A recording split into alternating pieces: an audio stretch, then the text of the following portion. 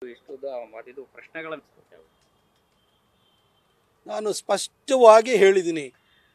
ಇದನ್ನು ಸೆಕ್ಯುಲರಿಸಮ್ ಪರಿಧಿ ಒಳಗಡೆ ತೆಗೆದುಕೊಂಡು 100ಕ್ಕೆ 100ರಷ್ಟು ಹಿಂದೂ ಸಂಪ್ರದಾಯದ ಪ್ರಕಾರವಾಗಿ ನಡೆಯುವಂಥ ದಸರಾಕ್ಕೆ ಕನ್ನಡಾಂಬೆಯನ್ನು ಭುವನೇಶ್ವರಿಯಾಗಿ ಒಪ್ಪದ ಬಾನು ಮುಸ್ತಾಕುಬ್ ಚಾಮುಂಡೇಶ್ವರಿಯನ್ನು ನಾಡದೇವತೆಯಾಗಿ ಒಪ್ತಾರ ಅನ್ನೋ ಪ್ರಶ್ನೆ ಇಟ್ಟುಕೊಂಡು ನಾನು ಕೋರ್ಟನ್ನು ಅಪ್ರೋಚ್ ಮಾಡಿದ್ದೆ. ಹಾಗಾಗಿ ಇವತ್ತು ಅವರು ಸೆಕ್ಯುಲರಿಸಮ್ ಅನ್ನೋದು ತಂದಿದ್ದಾರಲ್ಲ, ಅದಕ್ಕೋಸ್ಕರ ನಾನು ಈ ಪ್ರಶ್ನೆಯನ್ನು ಇಡೀ ಸಮಾಜಕ್ಕೆ ನಾನು ಕೇಳ್ತೀನಿ. ಯಾಕೆಂದರೆ ಏನೇ ಕಾಂಗ್ರೆಸ್ ಅವ್ರಿಗೆ ಕೇಳಿದ್ರು ಕೂಡ ಅವರು ಓಲೈಸುವಂತಹ ಒಂದು ರಾಜಕಾರಣದಲ್ಲಿರೋದ್ರಿಂದ ಅವ್ರಿಗೆ ಕಿವಿಗೆ ಯಾವುದೂ ಬೀಳಲ್ಲ.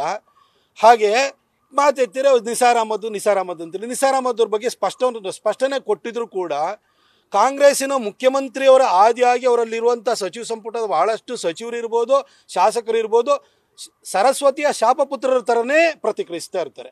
ಹಾಗಾಗಿ ನಾನು ನಾಗರಿಕ ಸಮಾಜದ ಅವಗಾಹನೆಗೆ ಇದನ್ನು ಬಿಟ್ಬಿಟ್ಟಿದ್ದೀನಿ. ಇಲ್ಲ, ವಿಶ್ವಾಸಾರ್ಹತೆ ಬಗ್ಗೆ ಪ್ರಶ್ನೆ ಮಾಡಿಲ್ಲ. ಕೋರ್ಟಲ್ಲಿ ಒಂದು ತಿಳ್ಕೊಳ್ಳಿ ನೀವು, ಮುನ್ಸಿಫ್ ಕೋರ್ಟ್ ಇರುತ್ತೆ, ಸಿವಿಲ್ ಕೋರ್ಟ್ ಇರುತ್ತೆ, ಸೆಷನ್ ಕೋರ್ಟ್ ಇರುತ್ತೆ, ಹೈಕೋರ್ಟ್ ಇರುತ್ತೆ, ಸುಪ್ರೀಂ ಕೋರ್ಟ್ ಇರುತ್ತೆ. ನ್ಯಾಯ ವ್ಯವಸ್ಥೆಯಲ್ಲೂ ಕೂಡ ಕೆಳಗಿನ ಹಂತದವ್ರಿಗೆ ಇಲ್ಲಿವರೆಗೂ ಇದೆ. ನ್ಯಾಯ ವ್ಯವಸ್ಥೆ ಮೇಲ್ಗಡೆವರೆಗೂ ಕೂಡ ಸುಪ್ರೀಂ ಕೋರ್ಟಲ್ಲಿ ಹೋದ್ರೂ ಕೂಡ ಅಲ್ಲಿ 7 ಜಡ್ಜ್ಗಳದ್ದು ಬೆಂಚ್ ಬೇಕಾ, ಅದಕ್ಕಿಂತ ಹೆಚ್ಚು ಜಡ್ಜ್ಗಳ ಬೆಂಚ್ ಬೇಕಾ, ಈ ರೀತಿ ವಿಸ್ತೃತವಾದ ಬೆಂಚ್ಗಳಲ್ಲೂ ಕೂಡ ಪರಾಮರ್ಶನೆ ಮಾಡೋವಂಥದ್ದು ಇದೆ. ಇಲ್ಲಿ ನಾನು ಒಂದು ಪ್ರಶ್ನೆಯನ್ನು ಸೆಕ್ಯುಲರಿಸಮ್ ಅನ್ನೋದನ್ನು ಇಟ್ಕೊಂಡು ಇದಕ್ಕೆ ಅವಕಾಶವನ್ನು ಕೊಡಲಾಗಿದೆಯಲ್ಲ, ಹಾಗಾಗಿ ಈ ಒಂದು ನಮ್ಮ PILಗಳನ್ನು ಡಿಸ್ಮಿಸ್ ಮಾಡಲಾಗಿದೆಯಲ್ಲ, ಹಾಗಾಗಿ ನಾನು ಕೂಡ ಅಭಿವ್ಯಕ್ತಿ ಸ್ವಾತಂತ್ರ್ಯವನ್ನು ಸದ್ಬಳಕೆಯನ್ನು ಮಾಡಿಕೊಂಡು ಕೋರ್ಟು ಸಂವಿಧಾನ ಕೊಟ್ಟಿರುವಂಥ ಅಭಿವ್ಯಕ್ತಿ ಸ್ವಾತಂತ್ರ್ಯವನ್ನು ನಾನು ಇಲ್ಲಿ ಸದ್ವಿನಿಯೋಗವನ್ನು ಮಾಡಿಕೊಂಡು ನಾನು ನಾಗರಿಕ ಸಮಾಜಕ್ಕೆ ಹಾಗೂ ನಿಮ್ಮ ಮುಖಾಂತರವಾಗಿ ಎಲ್ಲರನ್ನೂ ಕೇಳಲಿಕ್ಕೆ ಬಯಸ್ತಾ ಇದ್ದೀನಿ. ಬೇರೆಯವ್ರು ಯಾರಾದ್ರೂ ಪ್ರಶ್ನೆ ಕೇಳಿ.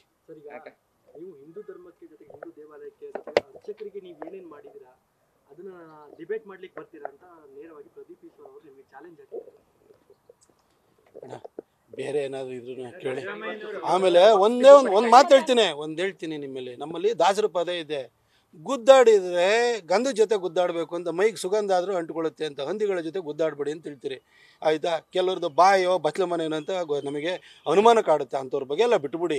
ಈಗ ನಿಮ್ಮ ಚಾನಲಲ್ಲೇ ನೆನ್ನೆ ಒಬ್ಬರು ಒಂದು ಪ್ರಶ್ನೆ ಕೇಳಿದ್ದಕ್ಕೋಸ್ಕರ ಎಲ್ಲರನ್ನೂ ಅಪ್ಪ ಅವ್ರ ಅಪ್ಪಂದ ಇವ್ರ ಅಪ್ಪಂದ ಅಂತ ಹೇಳಿದ್ರು. ಕೊನೆಗೆ ಫೈನಾನ್ಸ್ ಡಿಪಾರ್ಟ್ಮೆಂಟಲ್ಲಿ ನಮ್ಮ ಮಾವ ಇದ್ದಾನ ಅಂತ ಕೇಳಿದ್ರು. ನಮ್ಮ ಮಾವ ಇಲ್ಲ ಅಂದಮೇಲೆ ಭರವಸೆ ಯಾಕೆ ಕೊಟ್ಟೆ ಅಂತ ಒಬ್ಬ ಅಲ್ಲಿ ಪತ್ರಕರ್ತರೇ ಕೇಳಿದ ಪ್ರಶ್ನೆಯವನಿಗೆ ಉತ್ತರ ಇಲ್ಲ.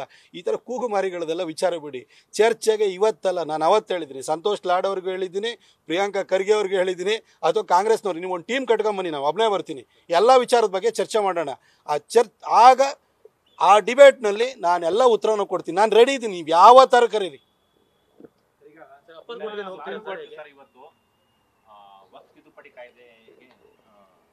ಓಕೆ ಅಂತಿದೆ, ಯಾವುದೇ ಕಾನೂನು ಸಂಬಂಧಪಟ್ಟಂತೆ ಮಾಡಿದ್ದಾರೆ ಅದನ್ನ ಅಂತ ಹೇಳಿದ್ದಾರೆ. ಆದರೆ ಕೆಲವೊಂದು ನಿಬಂಧನೆಗಳಿಗೆ ತಡೆ ಕೊಟ್ಟಿದ್ದಾರೆ.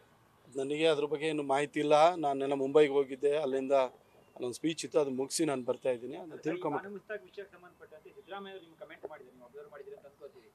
ಇದು ಜಾತ್ಯತೀತ ರಾಷ್ಟ್ರ, ಪ್ರತಾಪ್ ಸಿಂಹ ಅವರು 2 ಬಾರಿ MP ಆಗಿದ್ದಾರೆ, ಅವ್ರು ಇಷ್ಟು ಅರ್ಥ ಆಗಲ್ಲ ಅಂದ್ರೆ ಅವ್ರನ್ನ ಯಾವ ಶಬ್ದಗಳನ್ನು ಕರಿಬೇಕು, ಮೂರ್ಖ ಅಂತ ಕರಿಬೇಕಾ ನಾನು ಅಂತ ಕೇಳಿದ್ದಾರೆ.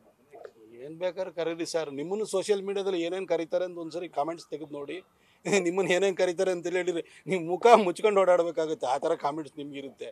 ದಯವಿಟ್ಟು ಇದೆಲ್ಲ ಬಿಟ್ಬಿಡಿ. ನೀವೊಂದು ರಾಜ್ಯದ ಗುರುತರ ಸ್ಥಾನದಲ್ಲಿರುವಂಥವ್ರು, ನಿಮಗೆ ನೀವು ಕಾನೂನು ಪದವೀಧರರು, ಆ ಮೂಡಾಕಿ 14 ಸೈಟನ್ನ ಟೋಪಿ ಹಾಕಿದಿರಿ ಅಂತ ಗೊತ್ತಿದ್ರು ಕೂಡ ಇಲ್ಲಿ ಬಂದು ಬಡಾಯಿ ಕೊಚ್ಚಕ್ಕೆಲ್ಲ ಬರಬೇಡಿ. ಅವೆಲ್ಲ ಮನೆ ಒಳಗಡೆ ಇಟ್ಕೊಬೇಡಿ ಅಷ್ಟೇ. ಸರ್, ಹಿಂದೂಗಳಿಗೆ ಅಸಮಾನತೆ ಇದೆ, ಅದಕ್ಕೆ ಮತಾಂತರವಾಗ್ತಿದ್ದಾರೆ ಅಂತ ಸಿದ್ದರಾಮಯ್ಯ ಅವರು ಹೇಳಿದ್ದಾರೆ. ನಾನು ಒಂದು ಕೇಳಲಿಕ್ಕೆ ಬಯಸ್ತೇನೆ.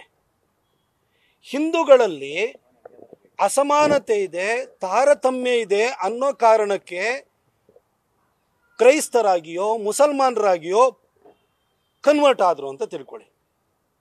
ಕನ್ವರ್ಟ್ ಆದಮೇಲೆ ಅಲ್ಲಿ ಸಮಾನತೆ ಅನ್ನೋದು ಸಿಗಬೇಕಲ್ವಾ?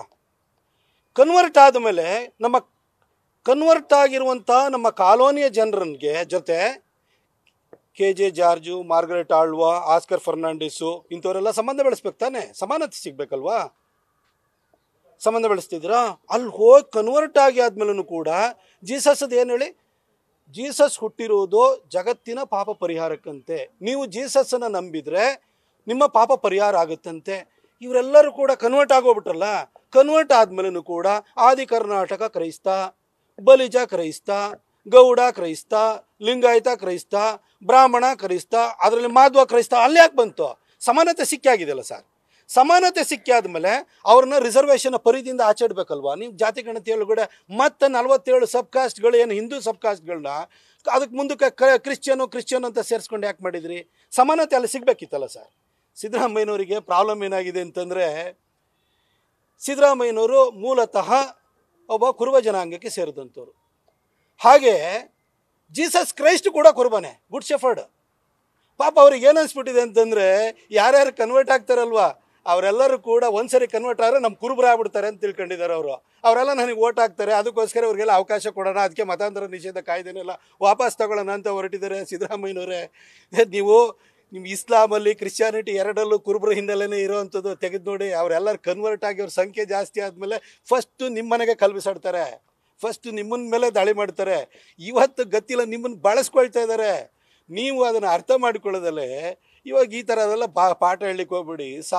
ಕನ್ವರ್ಟ್ ಆದಮೇಲೆ ಸಮಾನತೆ ಸಿಕ್ಕಿ ನಿಮ್ಮ ಜಾರ್ಜು ಮಗನಿಗೆ ಅವ್ರ ಕುಟುಂಬದಲ್ಲಿ ಯಾರಿಗಾರು ಸಂಬಂಧ ಬೆಳೆಸೋಕೆ ಹೇಳಿ. ಅಲ್ಲಿ ಸಮಾನತೆ ಸಿಕ್ಕಿ ಆದಮೇಲೆ ಅವ್ರದ್ದು ಪಾಪ ಪರಿಹಾರ ಆದಮೇಲೆ ಮತ್ತ್ಯಾಕೆ ಅವ್ರನ್ನ ನೀವು ಅವ್ರಿಗೆ ಇಲ್ಲಿ ರಿಸರ್ವೇಷನ್ ಕೊಡಲಿಕ್ಕೆ ಅವ್ರನ್ನ ಜಾತಿ ಗಣತಿನಲ್ಲಿ ಹಿಂದೂ ಉಪಜಾತಿಗಳ ಹೆಸರನ್ನೇ ಇಟ್ಕೊಂಡ್ಬಿಟ್ಟು ನೀವು ಯಾಕೆ ಜಾತಿ ಗಣತಿ ಮಾಡೋಕೆ ಹೊರಟಿದ್ದೀರಿ ಸರ್? ಈ ಥರ ಎಲ್ಲ ರಾಜ್ಯದ ಮುಖ್ಯಮಂತ್ರಿ ಇದ್ದೀರಿ, ಸುಮ್ಮನೆ ಈ ಥರ ಎಲ್ಲ ಮಾತಾಡೋಕೆ ಹೋಗ್ಬೇಡಿ ಸರ್. ವಿಚಾರರಹಿತವಾಗಿ ಇರಬಾರ್ದು ನಿಮ್ಮ ಹೇಳಿಕೆಗಳು. ನೀವು ಇನ್ನೂ 10 ವರ್ಷ ಆದ್ಮಂದ್ರೂ ಕೂಡ ನೀವು ಕೊಟ್ಟಿರೋಂಥ ಹೇಳಿಕೆಗಳ ಬಗ್ಗೆ ಜನ ಪರಾಮರ್ಶೆ ಮಾಡ್ತಿರ್ತಾರೆ.